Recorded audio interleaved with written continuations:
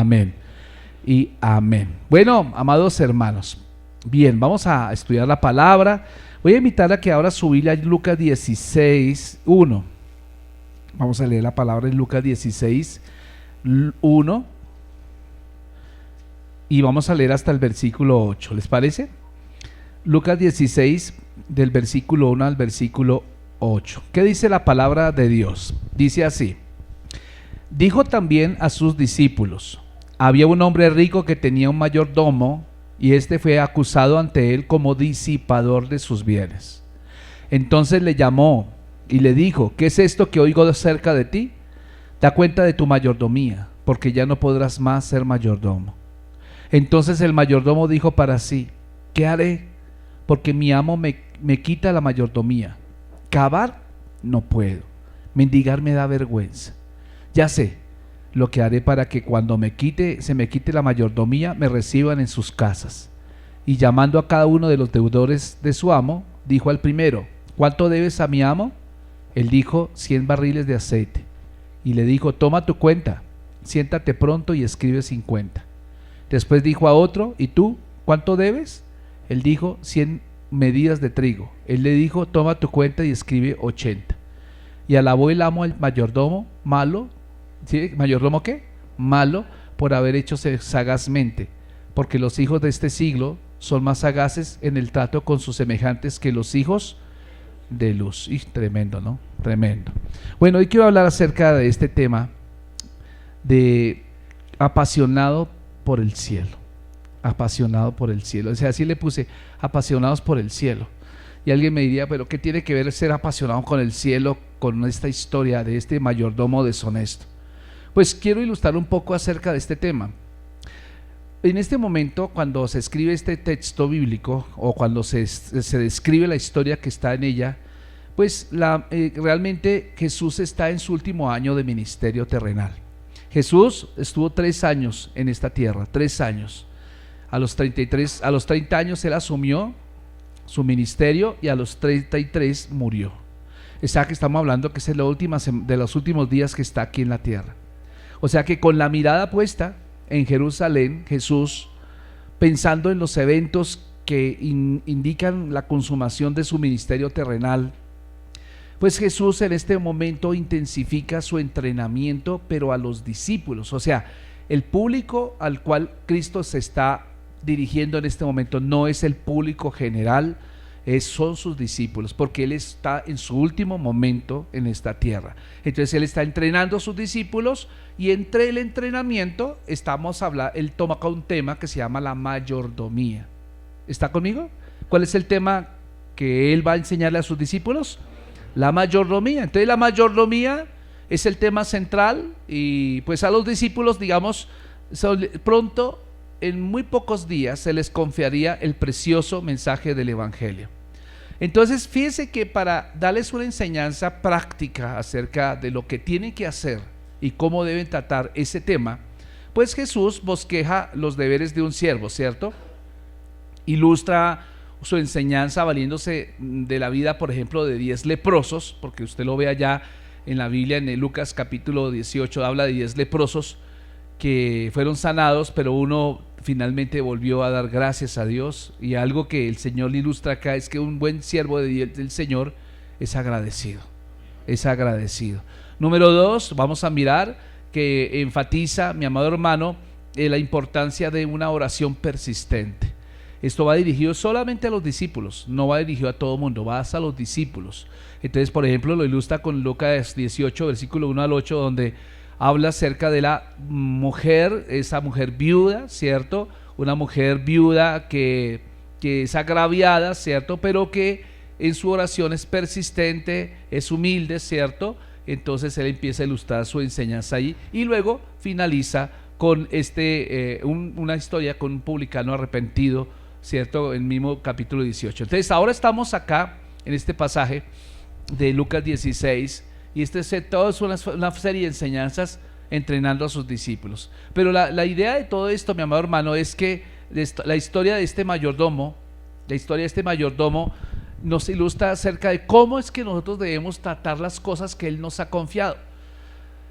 ¿Cuántos saben que cuando vinimos a este mundo vinimos sin nada? Vinimos sin nada. Mira, ¿tú qué viniste? ¿Qué trajiste a la tierra? ¿Qué trajimos a este mundo? ¿Y qué nos vamos a llevar cuando nos muramos de esta tierra? Nada. Y algo que el Señor contrasta siempre en este pasaje es cómo la gente del mundo, la gente que no tiene a Dios en su corazón, la gente que no tiene a Cristo en su corazón, procuran con diligencia las cosas terrenales, las cosas que finalmente van a ser consumadas, que van a ser juzgadas, que nada de esto que está aquí en la tierra va a quedar, hermanos, nada. La palabra del Señor dice que cielo y tierra pasará, mas su palabra no pasará. Y esto habla acerca de que todo lo que hemos confiado, por ejemplo, si tú has confiado en una casa que compraste, que te valió sudor, que te valió tiempo, que te valió dinero, que te valió todo eso, que compraste un carro, una moto, o lujos, o viajes, o cosas, mi amado hermano, todo eso, cuando tú estés muriendo, pasa a un segundo término.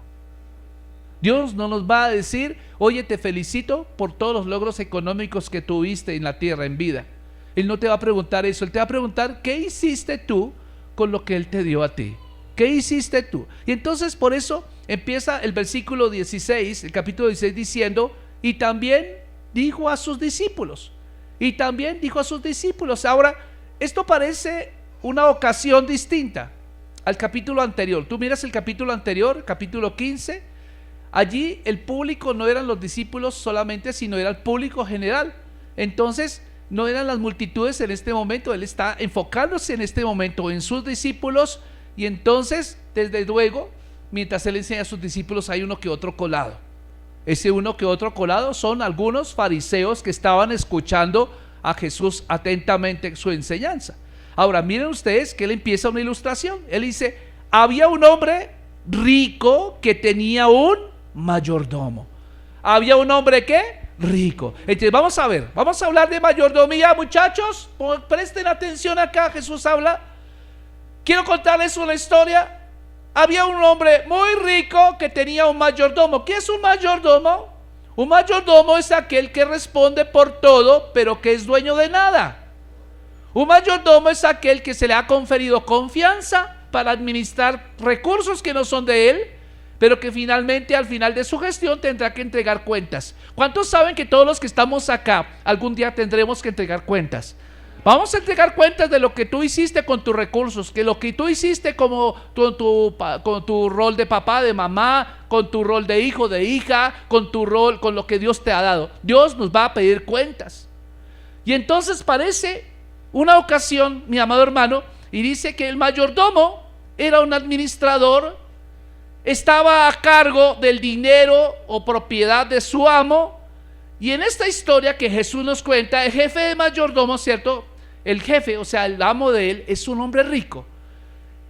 Y este hombre rico aparentemente no está viviendo juntamente en sus propiedades, sino que está lejos, porque no tuvo control de ese administrador en ese momento. Entonces le contaron que él estaba despilfarrando el dinero del amo, de tal manera, mi amado hermano, que el administrador, el amo escuchó que el administrador lo estaba engañando, lo estaba siendo corrupto, estaba disipando sus bienes. Y en ese momento le manda a llamar y le dice, tienes que venir a rendirme cuentas de tu administración. El mayordomo había seguido una carrera de malversación de fondos, ¿sí? Y entonces vean ustedes el versículo 1. Dice, y este fue acusado ante él como disipador de sus bienes. Entonces el versículo 2 que dice, entonces le llamó y le dijo, ¿qué es esto que oigo acerca de ti? ¿Y cuál es la frase que sigue? Da cuenta de tu mayordomía. Y estas son palabras que todos en algún momento de nuestra vida la oiremos. Todos, mis amados hermanos, todos vamos a tener que rendir cuentas delante de Dios. Creyentes y no creyentes. Los creyentes vamos a ir a un lugar llamado el tribunal de Cristo. ¿Cuándo sucederá eso? Cuando el Señor venga en el arrebatamiento y los muertos resuciten y sus tumbas sean abiertas y sean arrebatados en el cielo. En ese preciso momento iremos a un lugar llamado el tribunal de Cristo, donde tendremos que entregar cuentas de lo que Dios nos dio después de haber sido salvados. Aló, El tribunal de Cristo se constituye en un lugar donde se van a entregar premios a aquellos que lograron frutos de su salvación. Y aquellos que no logren frutos serán salvos, pero entrarán en vergüenza al cielo. Pero otro tribunal donde se va a dar es el tribunal, el gran trono blanco, que está descrito en Apocalipsis capítulo 20, donde acudirán todos aquellos que se negaron a creer en Cristo. Y allí serán judicializados y serán lanzados al infierno. Entonces siempre todos vamos a presentar cuentas delante del Señor. Entonces, de alguna manera, todos vamos a tener cuentas. Y hermanos queridos, Charles Spurgeon dijo una vez que notó que cada uno de nosotros tendremos que dar cuentas de nuestra administración con respecto a varias cosas. Número uno, tú como creyente vas a tener que dar cuentas en cuanto a tu tiempo. ¿Cuánto del tiempo que tú vives le estás dedicando a Dios? ¿Cuánto del tiempo que tú vives le estás dedicando a enseñar a tus hijos acerca del amor de Dios? Otra cosa que vamos a tener que entregar cuentas delante del Señor es nuestros talentos, porque el Señor, en el momento en que tú naciste, tú tienes unos talentos o unas habilidades innatas, pero después de que tú naciste de nuevo, Dios te ha dado unos talentos espirituales no para ti, sino para servir al cuerpo de Cristo. Y luego también nos va a preguntar cuentas acerca de nuestra sustancia, de nuestra influencia, acerca de los recursos materiales que Él nos ha dado para extender su reino. O sea, para cada uno de nosotros, nuestra mayordomía, mi amado hermano, algún día llegará a su fin. Algún día llegará a su fin. La voz, las facultades mentales, la fuerza del predicador no durarán para siempre. La riqueza de este mundo puede no durar incluso en esta vida. De tal manera que la mayordomía, por ejemplo, de una madre sobre sus hijos cambia y disminuye gradualmente. O sea, en la medida que los niños van creciendo, su mayordomía sobre sus hijos va disminuyendo. De igual manera pasa en nuestra propia vida. Si Jesús no viene primero, mi amado hermano, todos moriremos y pasaremos de esta vida a la siguiente, y lo primero que vamos a hacer es rendir cuentas de lo que vivimos en esta tierra. La pregunta que se hizo el mayordomo infiel, el mayordomo deshonesto, vea el versículo número 3. La pregunta es, entonces el mayordomo pensó para sí. Él dijo para sí, vea el versículo 3. ¿Qué haré? Diga conmigo, ¿qué haré? ¿Qué haré? Y ahora, da una razón. Versículo 3 sigue y continúa diciendo, ¿qué haré? Porque mi amo me quita la mayordomía. Y ahora piense en la reflexión que él hace. Vea, ¿qué reflexión hace en el versículo 3? Dice, hacer chambas, hacer zanjas, no tengo salud para hacerlas. Pedir limosna, uy, qué pena, qué pena. Entonces pensó sagazmente, ¿cierto? Pensó sagazmente. Entonces fíjense que cuando el mayordomo supo que lo llamarían a rendir cuentas, supo que su mala gestión sería expuesta, y también sabía que otras opciones no le eran atractivas. Cavar no puedo, mendigar me da vergüenza. Ahora, fíjense algo interesante, versículo número 4. Versículo número 4 dice, ya sé lo que haré para que cuando se me quite la mayordomía me reciban en sus casas. Versículo 5, ¿qué dice? Y llamando a cada uno de los deudores de su amo, fíjate, deudores no de él, deudores de quién, de su amo, dijo al primero, ¿cuánto debes a mi amo?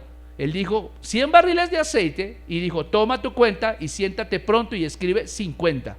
Después dijo a otro, ¿y tú cuánto debes? Y él le dijo 100 medidas de trigo. Él dijo, toma tu cuenta y escribe 80.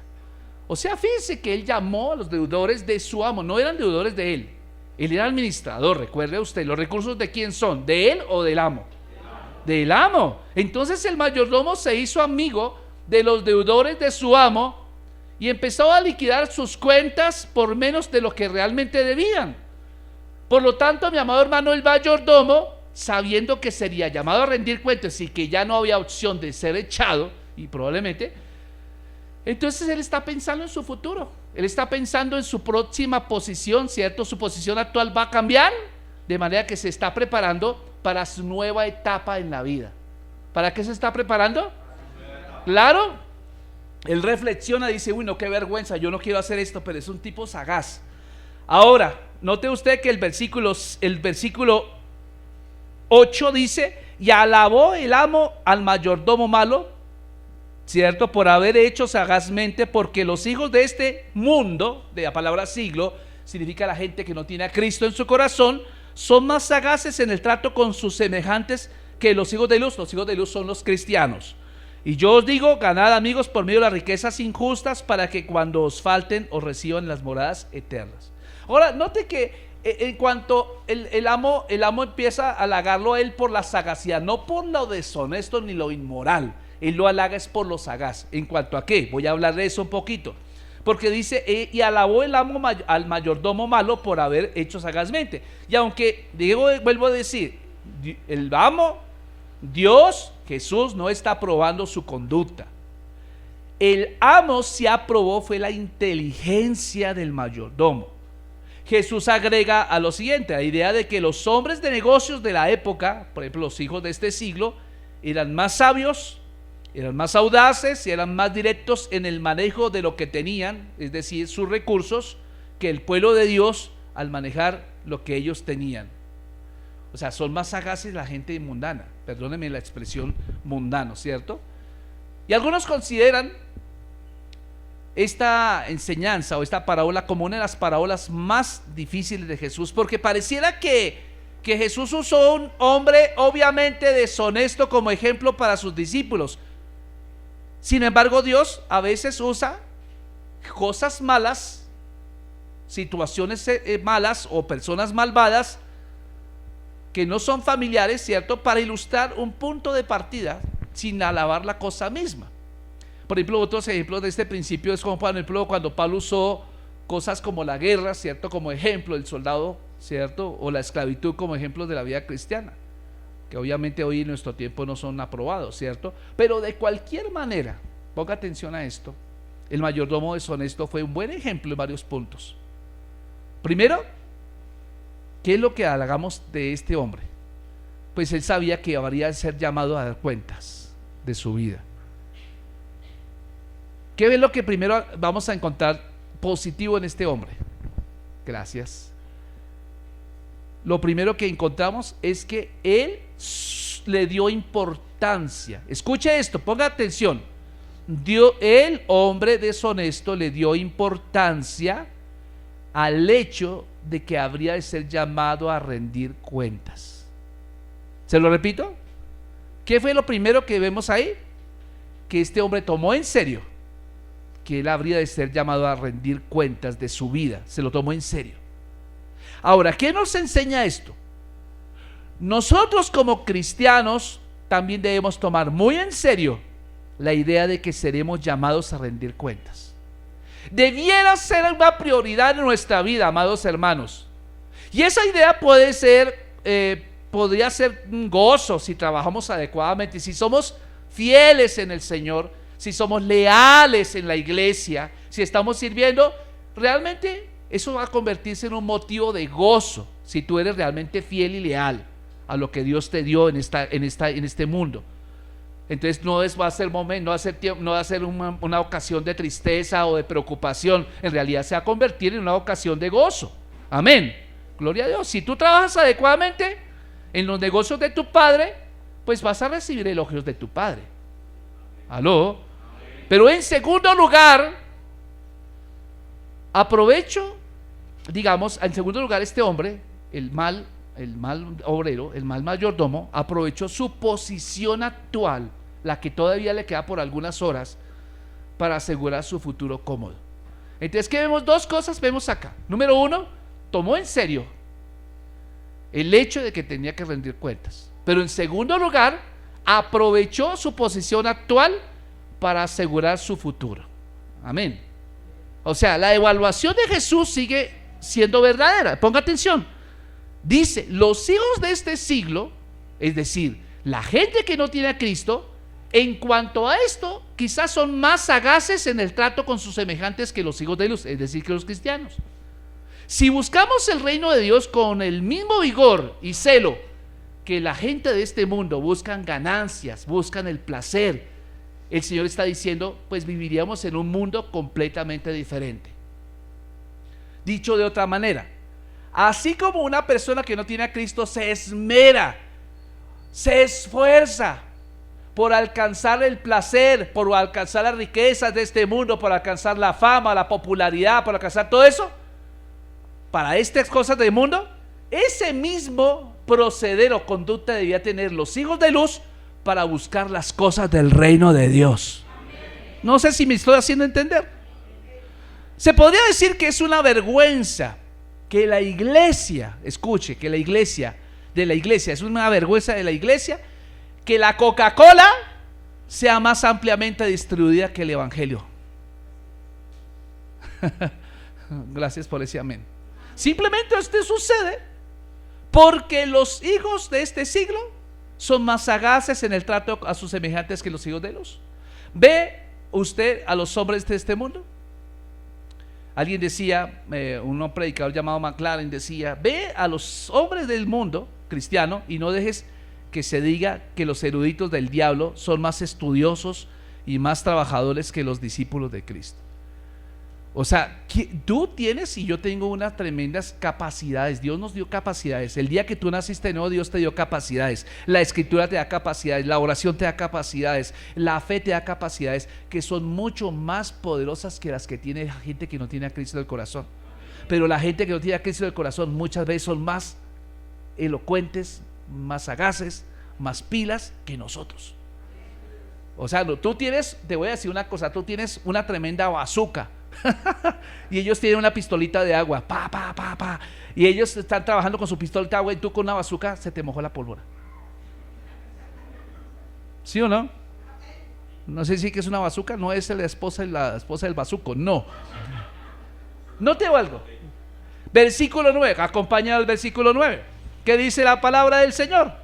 Versículo 9 dice, el versículo 9 dice: y yo os digo, ganad amigos por medio de las riquezas injustas, para que cuando éstas falten os reciban en morada. Ahora, ponga atención a esto que le voy a decir, porque alguien ha interpretado mal este pasaje. Yo digo, ganad amigos por medio de las riquezas injustas, para que cuando éstas os falten os reciban las moradas eternas. ¿Qué es lo que está diciendo? Jesús se refirió al principio de la parábola en cuanto a recordarnos que necesitamos usar nuestros recursos actuales para planear la eternidad. Escuche, ¿qué Dios te ha dado a ti? ¿Qué Dios me ha dado a mí? Hablemos de todo: tiempo, talento, tesoro, personas. Todo eso es lo que tú tienes para asegurar tu buena estancia en la eternidad. Porque ustedes ya son salvos, mis amados. Si usted recibió a Cristo, usted ya es salvo. Pero la estancia en el cielo, usted tiene que ganarla. O sea, la posición, no sé, usted ha visto por acá, en Bogotá tienes casas bonitas. Por ejemplo, mencióneme un barrio de casas bonitas, por favor. Castilla, gloria a Dios. Sí, Castilla es bonito, sí. ¿Ah? Bosque Izquierdo, Los Rosales, ¿cierto? Vámonos más para el norte, ¿cierto? Colina Campestre, Chía, bueno, Catalina, gloria a Dios. Jacqueline. No, en serio, pensémonos, ubiquémonos bien.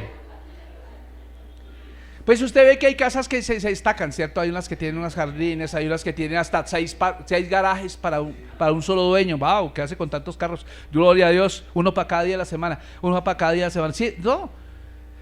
Pues resulta que en el cielo van a haber también colonias o barrios de igual manera. No crea que usted va a estar allá, dice la Biblia, calles de oro, mar de cristal y todo eso, va a ser así, pero nosotros vamos a tener la posición en el cielo, tenemos que ganárnosla con la fidelidad ahora, en esta vida. Entonces, eso es lo que estaba diciendo. Entonces, note la palabra riquezas injustas. ¿A qué se refería Jesús cuando dijo riquezas injustas? Porque él está diciendo allá, vuelvo y leo: yo os digo, ganad amigos por medio de las riquezas injustas, para que cuando éstas falten os reciban en las moradas eternas. Y note, riquezas injustas no es como usted está pensando. La palabra riquezas proviene de la palabra aramea mamón.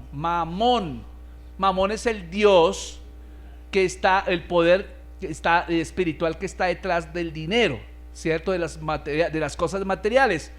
Obviamente esto significaba aquello en lo que uno confía. Entonces, personas, mi amado hermano, que confían en su trabajo, que confían demasiado en sus riquezas, en su bienestar económico, más que en Dios, entonces usted está adorando no a Dios, sino está adorando a Mamón.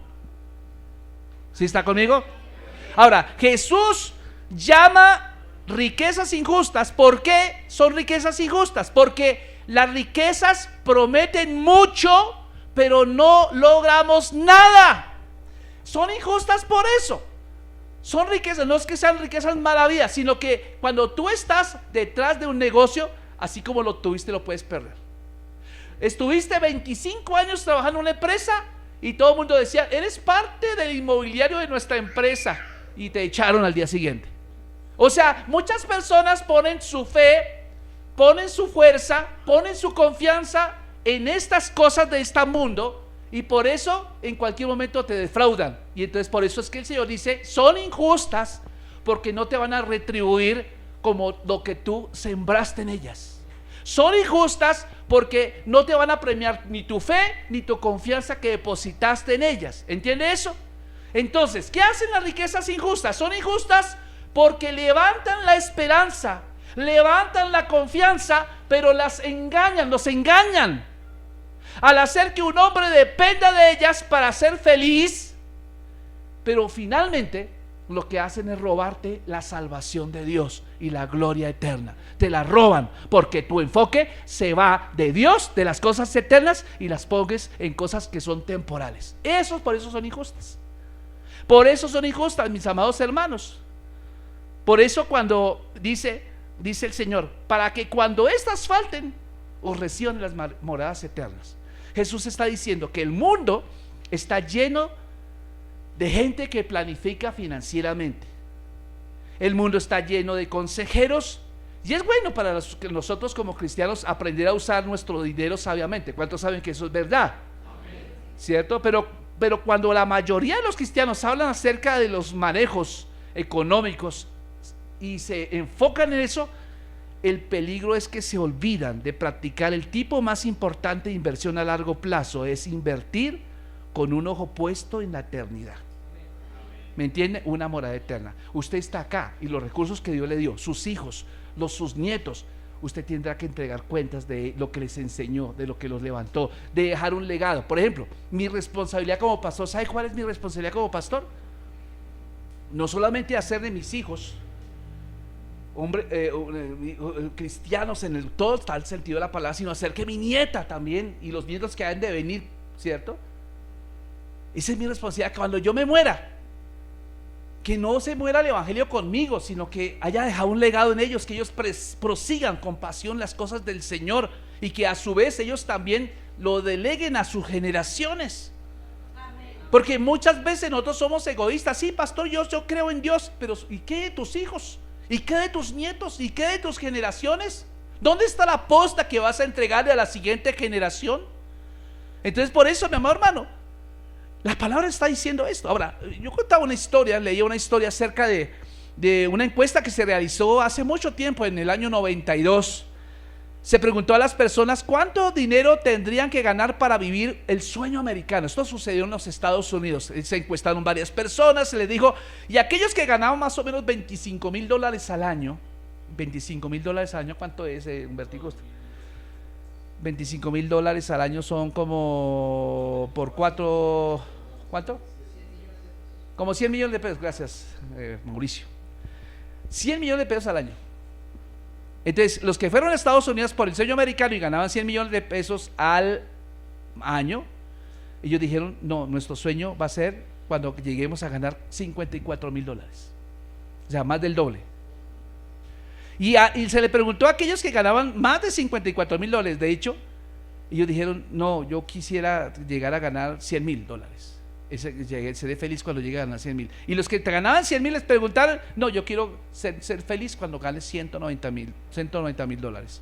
O sea, ¿qué es lo que está diciendo esto? Esta encuesta realmente estaba reflejando figuras que indican típicamente que pensamos que no somos felices con lo que tenemos,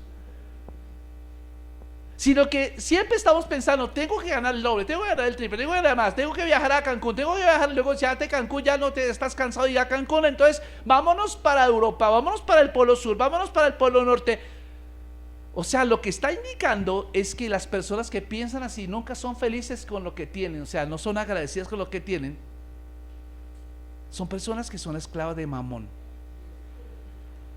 Ellos están pensando que la felicidad solo se logra cuando lleguen a esa meta. Pero ¿quién te dijo a ti que la felicidad es un fin? La felicidad no es un fin, la felicidad es un medio para cumplir la voluntad de Dios en esta tierra. Eso es realmente. Ahora, fíjense que la fidelidad en las cosas pequeñas muestra cómo uno será fiel en las cosas grandes. Ahora vaya conmigo al versículo 10 al 12, que dice: el que es fiel en lo muy poco, también lo será, en lo más será fiel. El que es fiel en lo muy poco es fiel, en lo más es fiel, y en lo que muy poco es injusto, pues también lo será en lo más. Versículo 11: pues si en las riquezas injustas no fuisteis fieles, ¿quién os confiará lo verdadero? O sea, si tú no eres buen administrador con lo que tú tienes, tiempo, talento, tesoro, con lo que es temporal, entonces Dios no te da más. Versículo 12: y si en lo ajeno no fuisteis fieles, en lo ajeno, o sea, para que otro brillara, ¿cierto? ¿Quién os dará lo que es vuestro? Ahora, note que estas palabras de Jesús hablan acerca del dinero. El dinero para Jesús es lo muy poco. El dinero para Jesús es lo muy poco. Por lo tanto, si una persona no puede ser fiel en manejar lo muy poco, tampoco se le confiará a lo más. Bueno, voy a hablar de este tema que de pronto va a doler para algunos que critican el diezmo y la ofrenda, pero quienes diezman y ofrendan, esto no es ningún problema, porque ellos ya saben que eso. Pero fíjese, si tú no diezmas de un mínimo al Señor, eso es lo muy poco. Dicho de otra forma, Dios dice: si tú no fuiste capaz de ser fiel en lo muy poco, no serás capaz de ser fiel en lo más que te dé. Entonces, como no eres fiel, si apenas eres medio fiel con esto muy poco, quiero que sigas siendo fiel, entonces te llegaré dando lo muy poco. ¿Sí me entendí? ¿Sí me hice entender? Lo que Dios está diciendo: si tú no eres fiel en lo poco que tienes, entonces tampoco calificas para administrarlo más. O sea, se demuestra cuando tú le das a Dios lo que le pertenece. Si tú no eres fiel de diezmar lo poco que te ganas, pues tampoco simplemente te estancaste ahí, porque Dios tampoco te va a promover para recibir más, porque si en lo poco no le diste a Dios, mucho menos le vas a dar lo más. Eso es lo que está diciendo ese pasaje bíblico. Ahora, si uno es falso e infiel en la vida diaria, no importa si saben cómo proyectar una imagen cristiana, también son falsos e infieles en la vida espiritual, y nadie debería confiar en lo verdadero. O sea, no está hablando de riquezas espirituales, está hablando de que Dios quiere confiarte cosas realmente poderosas. Pues si en las riquezas injustas no fuisteis infieles, ¿quién os confiará lo verdadero? En este sentido, aquellos que son líderes entre el pueblo de Dios deben ser buenos administradores de su propio dinero. Si una persona no puede ser fiel delante de Dios con el dinero que se le da, ¿cómo puede ser fiel con el cuidado de personas? Y esto obviamente, mis amados hermanos, no significa que los líderes de la iglesia tienen que ser ricos o generar mucho dinero. Es un asunto de cómo manejan los recursos que Dios les ha dado. Que no sean tan grandes, pero Dios con algo pequeño puede hacer cosas grandes. O si no, recuerden la historia de la mujer y el frasquito de aceite. O recuerden aquella mujer que pensaba morir, solo tenía un puñado de harina. ¿Qué ocurrió con ellos? ¿Acaso no fueron multiplicados? ¿O usted no se acuerda cuando el niño llevó una lonchera que tenía 2 pececillos y 5 panes? ¿Y para cuántos alcanzó esa lonchera? ¿Sabe qué hizo el niño? El niño dijo: Señor, aquí está mi lonchera, si esto alcanza para dar 5,000. Y eran más de 5,000, eran como 18,000 personas. Y alcanzó, ¿y qué? Y sobró. Y dice que después de que se comieron todos, quedaron satisfechos. O sea, se les paró el ombligo. Quedaron satisfechos. Y dice que los discípulos recogieron de las sobras 12 cestas. Superaban ampliamente los 2 pececitos y los 5 panes. ¿Para quién fueron esas 12 cestas? Algunos decían: es que eso fue para cada discípulo. No, porque ellos no hicieron nada. Esas fueron para el que sembró su lonchera. ¿Se imagina cuando llegó esos 12 discípulos cargando esas canastas de sobras y llegaron a la casa del niño que había dado su lonchera? La mamá le pregunta: ¿y qué hiciste con tu lonchera? ¿Te la comiste? No, mamá, la sembré. ¿Cómo así que sembraste? Pero mira, sembré a Dios. Y ahora viene, esos discípulos entran con canastas y canastas y canastas, y ahí tenían la comida, yo creo que todo el año ya. Porque cuando tú estás mirando la Biblia, tú vas a darte cuenta que si tú eres fiel en lo poco, el Señor te prospera y te da lo mucho. O sea, tú estás hablando con el dueño del oro y la plata. Tú estás hablando con el creador del universo. Tú estás hablando con tu Padre Celestial, y tú puedes pedirle a tu Padre Celestial lo que quieras y Dios te lo va a conceder de acuerdo a su voluntad. Y por eso, mi amado hermano, tenemos que aprender a ser fieles. Desafortunadamente, cuando se trata de la pregunta ¿quién nos confiará lo verdadero?, demasiados cristianos están dispuestos a confiar su cuidado espiritual a una persona que ni siquiera puede cuidar las riquezas injustas, que ni siquiera puede administrar lo básico. Y si en lo ajeno no fuisteis fieles, dice el Señor. Aquí Jesús parece referirse al hecho de que todas nuestras riquezas le pertenecen a Él. O sea, lo que tú tienes no es tuyo. Lo que tú tienes le pertenece a Dios. Lo que Dios está haciendo es ver cómo tú estás administrando sus recursos. Y la fidelidad en esto resultará en bendiciones que serán nuestras. ¿Quién te dará lo que es vuestro? Si tú no eres capaz de administrar lo que es de Él, ¿cómo piensas lograr lo tuyo? Entonces Dios está probando a los hombres más que al dinero. ¿Sí? Cuando Dios te da un trabajo a ti, cuando te da un ascenso, cuando te da un aumento, en realidad Dios te está probando. Pero Él ya sabe cómo vas a reaccionar tú. Realmente la prueba es para ti mismo, para que sepas, porque tú mismo dices, yo mismo digo: Señor, yo siempre te seré fiel con mis finanzas, siempre te seré fiel con mi tiempo, con mi talento. Él ya sabe que tú vas a llegar a un punto de no retorno, pero las pruebas son para ti, para que tú sepas que ya Él lo sabía y te lo dijo. Tan feo que es que le digan: yo te lo dije, yo te lo dije, ¿sí o no? Cuando le advierte a uno: yo se lo dije, ¿sí o no? Y uno duele mucho más que la sal en una herida. Dios mío, que me lo digan, ¿cierto? Entonces Dios está probando a los hombres al darles dinero, al darles trabajo, al darles recursos, para que sepa que tanto puede confiarles en el mercado de la Nueva Jerusalén, porque el Señor está en este momento haciendo una selección de personal para ver quién va a administrar en la Nueva Jerusalén. Yo no sé tú, hay dos tipos de personas que van a estar en la Nueva Jerusalén: los que gobiernan y los que son gobernados. Y luego en el versículo 13, vaya conmigo al versículo 13, dice: ningún siervo puede servir a dos señores, porque aborrecerá a uno y amará al otro, o estimará al uno y menospreciará al otro. No podéis servir a Dios y a las riquezas. Ningún siervo puede servir a dos señores. Tener dos señores no es como trabajar en dos trabajos, mis amados hermanos. Jesús en este momento tiene en mente la relación de esclavo-amo. Un esclavo no puede pertenecer a dos amos al mismo tiempo, porque estamos hablando de amos, ¿cierto? Y Jesús declara que servir a dos señores es simplemente imposible. Si crees que estás sirviendo de manera exitosa a dos señores, pues estás viviendo engañado. Uno puede tener tanto dinero como a Dios, pero se puede servir tanto al dinero como a Dios. O es de Dios o es esclavo del dinero. El dinero es bueno como esclavo, pero no como amo. Jesús declara que servir debe ser a Dios. Y ciertamente Jesús habló acá del corazón. Fíjense que muchas personas pueden decir que aman a Dios, pero su servicio al dinero demuestra que de hecho no lo hacen. Pastor, no puedo ir el domingo. ¿Por qué? Porque tengo trabajo. Bueno, está bien. Yo excuso realmente personas que tienen que trabajar un domingo porque su horario, pero hay gente que no trabaja el domingo y no viene a la iglesia. Entonces, ¿de qué son esclavos? De la playa, de la arena, ¿cierto? Son esclavos del río Sumapaz, no sé, de la laguna de no sé qué, que vamos allá a la playa, que esto, el otro, y está desperdiciando el tiempo más precioso. Es que Dios quiere decirte cómo ser exitoso en esta tierra y en el cielo, mientras unos están por allá playando, otros están recibiendo. Gracias por eso. Pero realmente, mi amado hermano, todos nosotros tenemos que dar cuentas de Dios.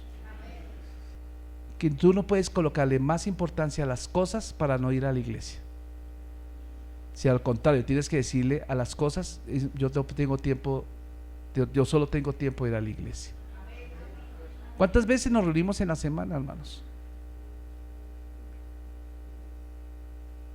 ¿Usted sabía que hay iglesias todos los días hay culto? Y todos los días yo veo a la gente apasionada por ir a la iglesia. ¿Ah? Apasionados. Y acá tenemos culto cada 8 días. Usted lo dijo. Sí, es que es triste, hermano. Es verdad, suena feo lo que estoy diciendo y siento que incomoda un poquito. Hasta yo me incomodo un poquito decirlo, pero tengo que decirlo como pastor, mi amado hermano. ¿Qué cuentas le vas a dar a Dios? ¿Qué legado le estás dejando a tus hijos? Por eso ciertamente Jesús aquí está hablando del corazón. Y muchas personas pueden decir, bueno, yo amo a Dios, pastor, usted sabe que yo lo amo, pero están más demostrando con sus hechos que están queriendo quedarse más en esta tierra que irse al cielo. Yo por lo menos yo quisiera ir a conocer Europa. Me apasiona conocer Suiza. Quiero conocer Suiza. Quiero conocer Noruega, sus fiordos, sus no sé cuántos cientos de miles de islas que tiene. Y eso está bien. Pero si el Señor me dice, aquel día que vas a salir a crucero, tienes que ir a predicar a una iglesia, tengo que cancelar, porque primero está la iglesia. De hecho, nosotros teníamos un viaje hace el año antepasado, teníamos un viaje a México de la Iglesia de Dios. Teníamos un foro, la Convención Interamericana de la Iglesia de Dios en México, en Hermosillo. Pues ese día algo pasó y ya estaba todo planeado. Yo ya había dicho, voy a ir, y hasta me habían dado palabra y todo, pero algo pasó y tuve que, eso que pasó tenía que ver con los planes de Dios. ¿Qué tocó decir? Pues sí, dolió, pero me siento en paz. ¿Qué hubiera pasado si yo hubiera ido y hubiera desatendido las cosas del Señor que me está llamando? Porque el Señor me dio un llamado. Ahora yo tendría autoridad para decirles a ustedes, hermanos, no, pues que, ¿cierto? No tendría autoridad. Pero muchos de nosotros perdemos autoridad delante de nuestros hijos porque no estamos priorizando las cosas del Rey de Gloria. Tú mismo le estás diciendo a tus hijos con tu actitud, hoy no vayamos a la iglesia, hoy no, te escucha hablar, no ofrendemos, ay no, porque no tengo plata. Le estás vendiendo esa idea a tus hijos y estás garantizando con eso que tus hijos primeramente no van a amar a Dios y segundo van a vivir en esclavitud económica toda la vida. Pero cuando tú haces lo contrario, vamos a ir a la iglesia, llegó el visitante, porque de hecho no les ha notado que siempre las visitas llegan el domingo a la hora de culto. Usted no tiene nada más que hacer. Vean, ¿qué haría yo en esa situación? Si alguien me llegó intempestivamente, no se pronunció, dijo, ay, hola, ¿cómo estás? Ay, venía a visitar, vino con la chorrea de niños y todo, y traen la bolsa de pan, el pollo asado, ay, gloria a Dios, están bonitos. ¿Usted qué hace? No, pues ¿a dónde iban? ¿Para la iglesia? No, pero sigan. No. Bueno, hay dos opciones, querida familia. Ustedes son bienvenidos a mi casa, pero en este momento voy para la iglesia. Tienen dos opciones: van y dan una vueltica y vuelven más tarde, o me acompañan. ¿Usted qué les diría? Es que llegó mi marido, no pude, pastor, porque mi marido llegó con una resaca y me tocó hacerle el desenguayabe, el caldo de ojo, caldo de raíz y caldo de todas esas cosas para poderle quitar la resaca. Hermano, yo lo dejo ahí, querido esposo. Ahí estás, vuelve, dentro de 2 horas vuelvo y te hago tu Alka-Seltzer y te doy tus medicinas. Pero yo tengo primero una cita con el Rey de Gloria, porque tengo que asegurar mi posición en el cielo. Entonces fíjense qué tremendo, mis amados hermanos, lo que el Señor está diciendo. ¿Harás tú sacrificios por tu Dios? Si tú te sacrificaras por el bien del dinero, pero no te sacrificaras por el bien de Jesús, en realidad te estás engañando a ti mismo, porque en realidad ahí tu Dios no es tu Dios, sino es el dinero quien es tu Dios. Qué tremendo, qué tremendo. Eso es lo que el Señor está diciendo. No podéis servir a Dios y a las riquezas. Y algunos piensan que solo porque son ricos no son esclavos del dinero. Sí, son esclavos. Y también hay gente que no tiene dinero y son esclavos del dinero. Ay, hermano, ¿usted cree que esto es solo de ricos? No. De todos los estratos socioeconómicos hay mucha gente que es esclava del dinero. No son solamente de ricos. Ay, don Carlos Alila Lule. Ay, don señor no sé qué. No, todos. Porque todos de alguna manera estamos mostrando un potencial de avaricia. De alguna manera. Entonces, cuando se sirve a Dios, Mamón es usado benéficamente. Pero cuando se sirve a Mamón como amo, se ignoran las peticiones de Dios. Se pierden los privilegios que se van a obtener en el cielo. Se pierde el legado que tú vas a darle a la siguiente generación. Amén. Por eso, mi amado hermano, el dinero poseyendo al hombre es una maldición terrible, porque endurece el corazón, paraliza sus poderes más nobles. El dinero de un hombre poseído por Dios es una bendición, porque se convierte en el medio de expresar su simpatía por sus compañeros. Amén. Bueno, ¿cuántos van a sembrar apasionados por el cielo?